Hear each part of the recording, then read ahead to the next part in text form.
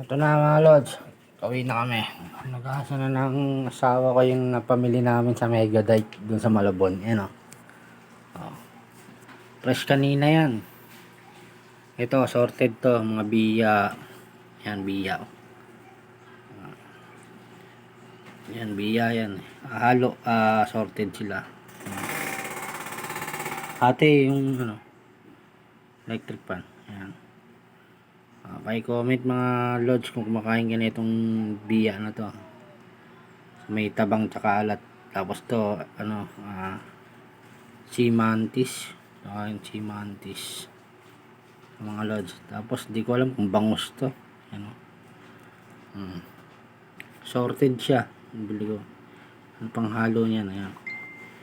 Meron pang yan, ito hipon, bili namin kanina. Ito 100, ganyan karami yan. Tapos to 200, yan, higit kalahating kilo. Ito nasa 1 kilo siguro, may higit to, itong assorted.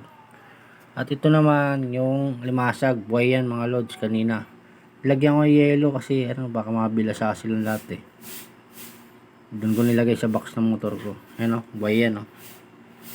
Ayan o, gumagalaw o. Doon niya sa Megadite ng Malabon mga lods. Ayan ang napamili namin. Wala na kaming ano pamilihan puro pasyal pagbalik namin sa bilihan nauubos na. Ang ganda ron. Ay mga lods, dami to. Siguro ang bili namin nito 100 itong alimasag 100 to. Itong alimasag 100. Itong assorted na biya na may kasamang mantis, yung isda na to na hindi ko alam kung bangus ba to, ano, kanduli o basta hindi ko alam. Yan tama, may kasama pang hipon na maliliit ayan ang hipon. Ito hipon din ano ba magandang luto rito mga lods?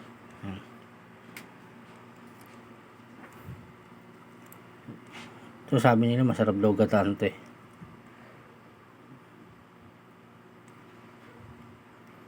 yan, sarap gataan sa laing, gano'n laing, sarap yan sa laing. Ito bay pa kulit niya ang dalawa sila, bay sila lagyan ko yelo nainitan sila sa box ng motor. Yan, anong nabili namin.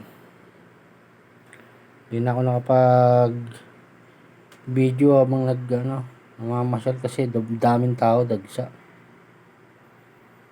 sobrang dami. Pag linggo pala ron, napakaganda.